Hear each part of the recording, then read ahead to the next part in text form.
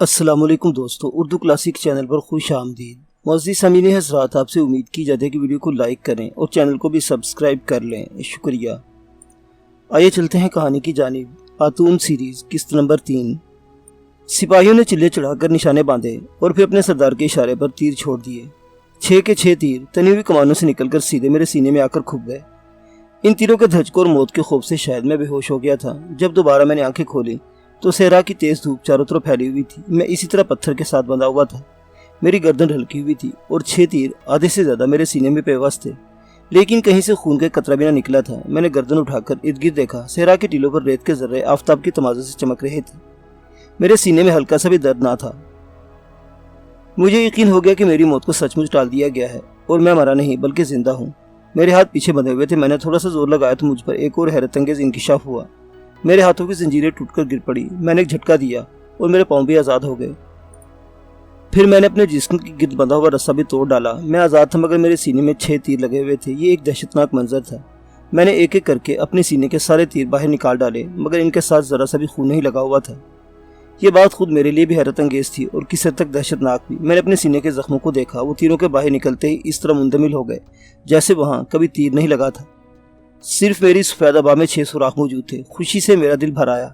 मैं इसी वक्त खुदा वाहिद के तसव्वुर करके सजदे में गिर गया और इसका शुक्र अदा किया कि इसने मुझे फिर से नई जिंदगी अता की है।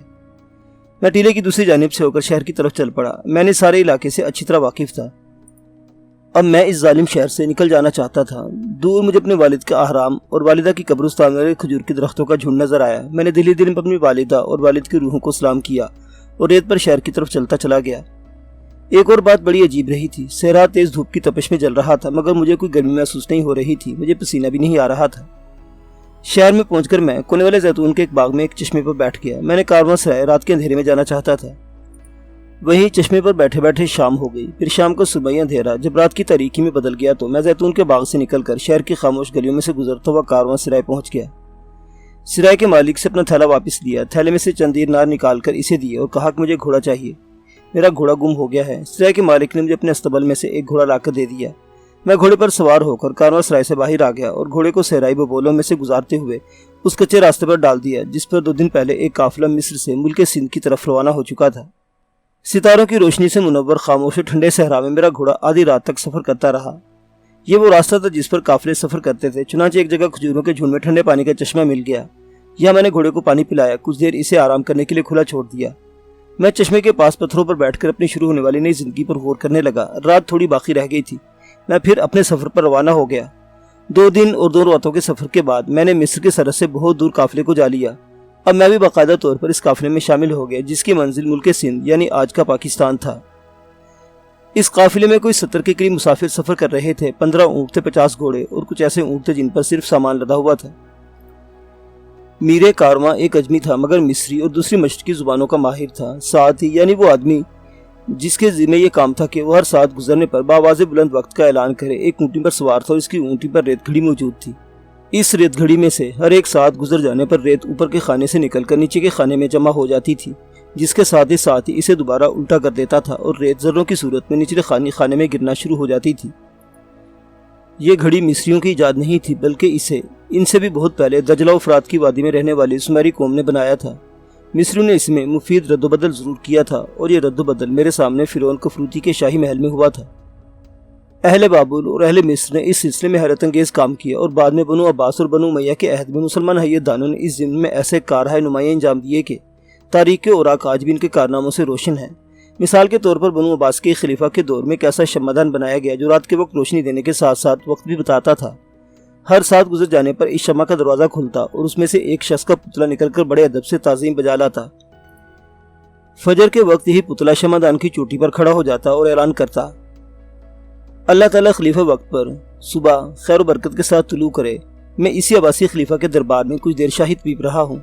मैंने इस शम्मादान वाली घड़ी को खुद अपनी आंखों से देखा है। ये शम्मादान पूरे का पूरा सोने का था और इस पर हीरे जवाहरात जड़े हुए थे। इस शम्मादान पर बाद में काहिरा के इमाम शहाबुद्दीन अबुल अब्बास अहमद इब्ने इदरीस अल फरानी ने मजीद काम किया। इमाम अल करानी 7वीं सदी हिजरी के एक मुक़तदिर बुजुर्ग और नामवर फ़कीह गुजरे हैं। वो रियाज़ी और फल्कियात के माहिर और जय्यद साइंसदानों और मैकेनिकल इंजीनियर भी थे। उन्होंने एक ऐसा शम्मादान बनाया जिसकी शम्मा का रंग हर 1 घंटे के बाद तब्दील हो जाता था। इसके अंदर शेर का एक मुजस्मा भी था जिसकी सियाह आंखें हर सात पूरी हो जाने के बाद पहले सफ़ेद और फिर सुर्ख हो जाती थी। हर सात का रंग मुख्तलिफ होता था। इस शमादान में 2 परिंदे भी थे जो 1 घंटा खत्म होने पर 2 कंकरियाँ गिरा देते थे जिससे आवाज़ पैदा होती थी। शमादान के 2 दरवाजे थे, एक दरवाज़ा खुलता, एक आदमी अंदर से निकलता और दूसरे दरवाजे से एक दूसरा आदमी अंदर दाखिल हो जाता और दरवाज़ा बंद हो जाता। नमाज का वक्त करीब आता तो एक आदमी का पुतला शमादान की चोटी पर खड़ा हो जाता और अपने कानों में इस तरह उंगलियां दे देता जैसे अजान दे रहा हो। बनु अब्बास के अहद खिलाफत के साथ कुछ नाखुशगवार वाक़यात भी वाबस्ता है जिनका जिक्र मैं अपने तवील तारीखी सफ़र की दास्तान बयान करते हुए साथ साथ करता जाऊँगा। लेकिन उस दौर में ऐसे ऐसे उलमा भी पैदा हुए जिनकी ज़ुबान इनके दिल की रफ़ीक थी और उन्होंने इस्लाम के खिलाफ उठने वाले हर फितने को नाबूद करने के लिए अपनी जानों की कुर्बानी से भी गुरेज न किया। मुझे खूब अच्छी तरह याद है कि 3वीं सदी हिजरी के दूसरे अशरे में जब बगदाद के तख्ते खिलाफत पर अब्बासी शहनशाह मामून रशीद जलवा फरोज़ था और इसकी हुकूमत अफ्रीका और एशिया के एक वसी तर इलाके पर फैली हुई थी। बगदाद उस वक्त उलूम व फ़नून का एक सरचश्मा था। बगदाद की इल्मी मजलिसों में यूनानी फ़िलासफ़ी और अफ़कार को नए नए रंग दिए जा रहे थे। मुतज़िला के गिरोह ने इन्हीं मजालिस में जन्म लिया था। इस गिरोह के अफराद सल्तनत के बड़े बड़े मनसब पर फाइज थे और यूँ उस वक्त मुल्क की सियासी और फ़िक्री रहनुमाई इन लोगों के पास थी। खल्क़े कुरान की फितने को इन्हीं अफराद ने पैदा किया और मामून रशीद भी उन लोगों की अक्ली मुश्काफियों के दाम में आ गया। चुनांचे इसने बगदाद के गवर्नर इसहाक बिन इब्राहिम के नाम एक फरमान रवाना किया जिसमें दर्ज था, शहर के तमाम उलमा को तलब करो, जो उलमा खल्क़े कुरान का इकरार करें इन्हें कुछ न कहो, जो इनकार करें इनके बारे में दरबार खिलाफत को खबरदार कर दो। इसके साथ ही मामून रशीद ने एक और फरमान भेज दिया जिसमें लिखा था, बशीर बिन वलीद अल कुंदी, काजुल कुज़्ज़ा और इब्राहिम बिन महदी अगर खल्क़े कुरान से इनकार कर दें तो इन्हें कत्ल कर दो, बाकी उलमा जो इनकार करें जिंदान में डाल दो। यूं उस जमाने में दरे जिंदा खुल जाता था, तलवारें हरकत में आ जाती हैं, बड़े बड़े उलमा के पाँव में लर्जिश आ जाती है, मगर मर्दान हक साबित कदम रहते हैं और शिरक व कुफ्र के आगे सीसा पलाई दीवार बनकर डट जाते हैं। इन्हीं मर्दान हक में शेख अब्दुल अजीज़ बिन याहिया अल किनानी भी थे। मुझे 1-2 बार इनके हल्का दर्स में बारियाब होने की सादत नसीब हो चुकी है। ये वो ज़माना था जब मुझ पर, जैसा कि मैं पहले ही लिख चुका हूँ, इस्लाम की अजमत और कुरान की हकानियत का इंकिशाफ हुआ और मैंने भी इख्तियार होकर इस्लाम कबूल करते हुए खुदा ज़ुल जलाल के आगे सर झुका दिया। मेरा यही ज़ौक़ शौक़ मुझे शेख अब्दुल अजीज़ बिन याहिया अल किनानी की मजलिस बाबरकत में ले गया। शेख बड़े अजीम आलिम हक और मुहद्दिस थे। वो बगदाद से दूर मक्का मौज़मा में क़याम पज़ीर थे और वहीं दर्स दिया करते थे। इनके चेहरे पर अल्लाह का नूर था। दुनियावी नुमाइश और ज़ाहिरदारियों से बेनियाज थे। दर्स कुरान देते वक्त इन पर एक जलालगी सी कैफियत तारी हो जाती थी। पहले रोज़ मैंने इनकी मजलिस में गया तो जूते में जाकर बैठ गया। शेख ने निगाह जमाल मुझ पर डाली और कहा, वल्लाह तुम तारीख के गवाह हो और गवाह रहने के अल्लाह एक है।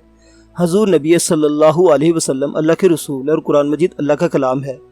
जब इन्हें फितना मुतज़िला की खबर मिली तो अपने बेटे को साथ लेकर बगदाद की तरफ चल पड़े।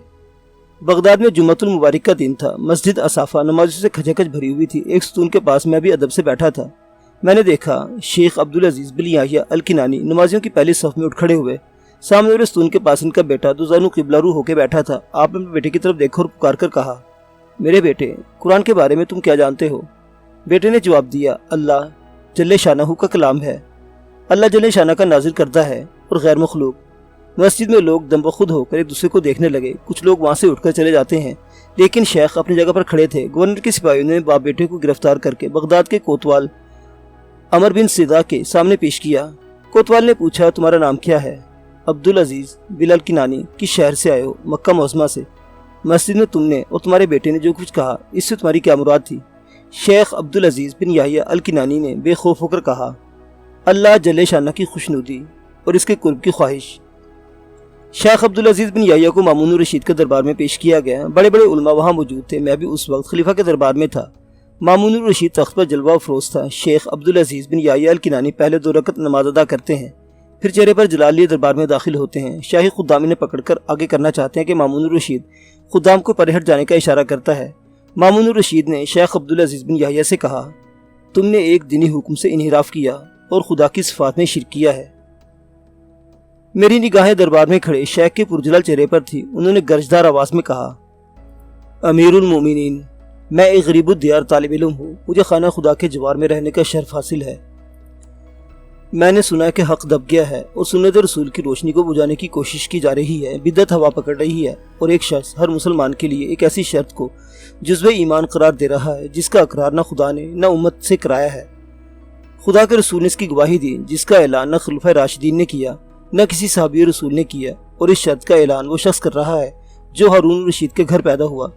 اس نے اصحاب رسول کو دیکھا، نہ تابعین کو، اور نہ عہد نبوت کی برکتوں سے فیضیاب ہوا۔ اس کے باوجود وہ اس مخفی راز کو جاننے کا داعی ہے جس کا علم نہ تابعین کو تھا نہ صحابہ کرام کو، حالانکہ وہ دنیا سے ایک مومن کی حیثیت سے رخصت ہوئے، اور نہ ہی رسول اللہ صلی اللہ علیہ وسلم نے اس کے بارے میں کچھ فرمایا۔ حالانکہ حضور صاحب والی ریاست تھے، امیر المومنین، تم ہوا کا وہ جھونکا ہو جس سے شریعت کی شمع تو روشن نہ ہو سکی مگر جس نے سنت کے چراغ کو بجھانے کی جسارت کی ہے۔ اے ہارون کے بیٹے، اللہ سے ڈر، اس کے عذاب کی پکڑ سے لرز کے جس کی ڈھیل ضرور ہے مگر جسے چھٹکارا ہرگز نہیں۔ میں نے دربار پر ایک نظر ڈالی، ہر طرف ایک سناٹا طاری ہو گیا۔ مامون رشید خاموشی سے سنتا رہا۔ اس نے معتزلہ کے سرخیل بشیر مریسی کی طرف اشارہ کیا۔ اس نے شیخ سے سوال کیا، قرآن نے کئی مقامات پر اللہ کو خالق کل شیء کہا ہے، یعنی اللہ ہر شے کا خالق ہے۔ شیخ نے جواب دیا، ہاں اللہ ہی ہر شے کا خالق ہے۔ قرآن بھی شے ہے کہ نہیں؟ بشیر مرسی نے پوچھا۔ شیخ نے کہا، اچھا میں تسلیم کرتا ہوں، قرآن بھی اشیاء میں داخل ہے۔ مامون رشید اور بشیر بے اختیار پکار اٹھے، تو پھر قرآن مخلوق ہوا؟ شیخ عبدالعزیز بن یحییٰ الکنانی کی بے باک آواز دربار میں گونجی، اس سے یہ ہرگز لازم نہیں آتا کہ قرآن بھی شے ہے۔ قرآن میں آیا ہے، وَلْيَعْذُرْكُمُ اللَّهُ نَفْسًا، یعنی اللہ تم کو اپنے نفس سے ڈراتا ہے۔ اس آیت سے ثابت ہوتا ہے کہ اللہ کا بھی نفس ہے۔ پھر قرآن کہتا ہے، کُلُّ نَفْسٍ ذَائِقَةُ الْمَوْتِ، ہر نفس کو موت کا ذائقہ چکھنا ہے، پس اگر اشیاء میں داخل ہو کر موت کا مزہ چکھے گا۔ ساری مجلس پر ایک محیب خاموشی چھا گئی۔ معتزلہ کے علماء بغلے جھانکنے لگے۔ شیخ عبدالعزیز اپنے بیٹے کو ساتھ لے کر دربار سے تشریف لے گئے۔ سارا بغداد ان کے خیر مقدم کے لیے امٹ پڑا تھا۔ میں خود ان کی خدمت میں حاضر ہوا اور اسلام کو فتنہ معتزلہ سے بچانے کے لیے ان کے جہاد برحق پر انہیں مبارکباد پیش کی۔ شیخ نے خندہ فرمایا اور کہا، تم گواہ رہنا، اللہ کے اس بندے نے سنت رسول کا اتباع کیا ہے۔ تاریخ کا یہ زندہ و جاوید جہاد مجھے آپ کو آگے چل کر بیان کرنا تھا۔ جب میں تاریخ کا عہد بحد سفر کرتے ہوئے عہد بنو عباس میں داخل ہوا تھا، لیکن جذبات کی روانی میں اسے شروع ہی میں قلم بند کر گیا، لیکن ابھی اسلام اور قبل اسلام کی پوری تاریخ میرے سامنے کھلی پڑی ہے، اور مجھے ابھی ان گنت ایسے زندہ و جاوید واقعات آپ کو سنانے ہیں کہ جن میں بعد کے مورخوں نے بعض مصلحتوں کی بنا پر تحریف کر دی، لیکن میں آپ کو یہ سارے واقعات معنون اور پوری صحت کے ساتھ سناؤں گا، کیونکہ میں تاریخ کا عینی شاہد ہوں، اس کا گواہ ہوں۔ میں نے تاریخ کے عظیم انقلابوں کو اپنی چشم حیرت کے سامنے برپا ہوتے دیکھا ہے۔ ابھی تو میرے سفر کا آغاز ہے، ابھی تو مجھ پر میری قوتوں کا انکشاف پہلا ہی روز ہے، اور میں قافلے کے ساتھ قدیم مصر سے نکل کر ملک سندھ کی طرف سفر کر رہا ہوں۔ منزلوں پر منزلیں طے کرتا ہوا ہمارا قافلہ بصرے پہنچ گیا۔ آج سے 5000 پہلے کا بصرہ کیسا تھا آپ اس کا تصور بھی نہیں کر سکتے، لیکن اس زمانے میں اس کا نام بصرہ نہیں بلکہ بیکال تھا۔ یہ عبرانی نام تھا۔ یہاں سے بادبانی جہاز تجارت کا مال اور مسافروں کو لے کر ملک سندھ کی طرف جاتے تھے۔ بصرہ یعنی ایکال میں کچھ روز بسر کرنے کے بعد میں ایک بادبانی جہاز میں سوار ہو کر سمندری سفر پر سندھ کی طرف روانہ ہو گیا۔ یہ سفر بڑا سخت جان اور مصائب سے پور تھا۔ ہم ہواؤں کے رحم و کرم پر تھے۔ کھلے سمندر میں ایک مقام پر پہنچ کر ہمارا جہاز رک گیا۔ 3 روز تک ہم ہوا کے دوبارہ چلنے کا انتظار کرتے رہے۔ چوتھے روز ہوا چلی تو بادبان کھول دیے گئے اور ہمارا سمندری سفر ایک بار پھر شروع ہو گیا۔ راستے میں طوفان بھی آئے۔ ہمارا لکڑی کے ایک چھوٹا سا بادبانی جہاز طوفانی لہروں پر ہلکورے کھاتا اچھلتا رہا۔ خدا خدا کر کے ایک طویل تھکا دینے والے سمندری سفر کے بعد ہمارا جہاز ملک سندھ کے ساحل کے ساتھ جا لگا۔ کراچی شہر میں آنے کے بعد میں نے 1 ہفتہ لگا کر پاکستان کے اس ساحل کی شروع سے آخر تک بادہ پیمائی کی، مگر کوشش کے باوجود میں اس جگہ کی نشاندہی نہ کر سکا جہاں سے 500 سوا 5000 سال پہلے میرا بادبانی جہاز آ کر لگا تھا، اور اس میں سے تھکیارے مسافر نکل کر افتاؤں خیزہ اپنی اپنی منزل کی طرف روانہ ہو گئے تھے۔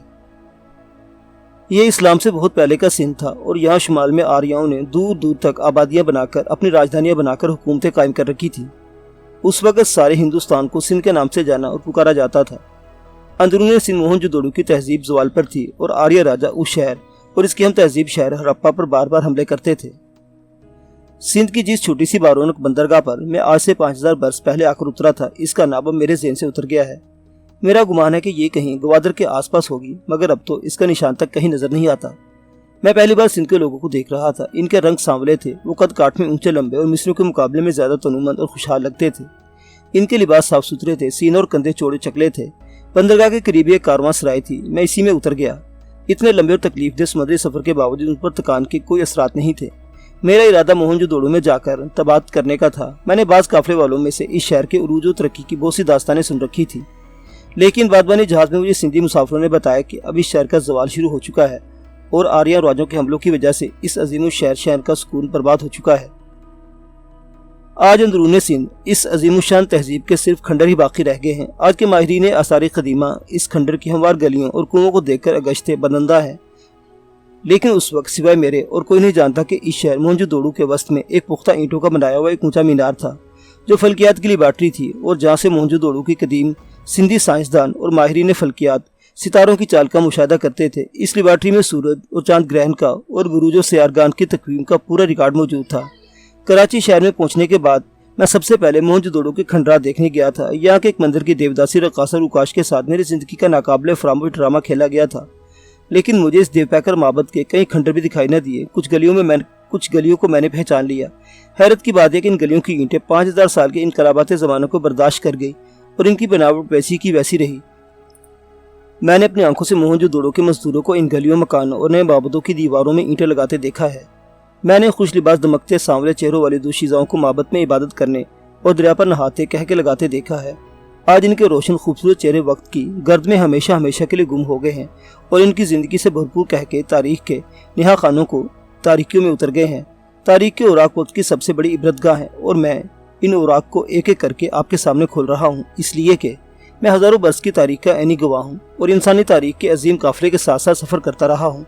وہ کون سی فطرت کے قوانین تھے جن کی خلاف ورزی موہنجو دڑو کے لوگوں نے کی اور ان پر قدرت خداوندی کا عذاب نازل ہوا اور یہ جیتی جاگتی زندہ تہذیب دیکھتے دیکھتے صفحہ ہستی سے مٹ گئی۔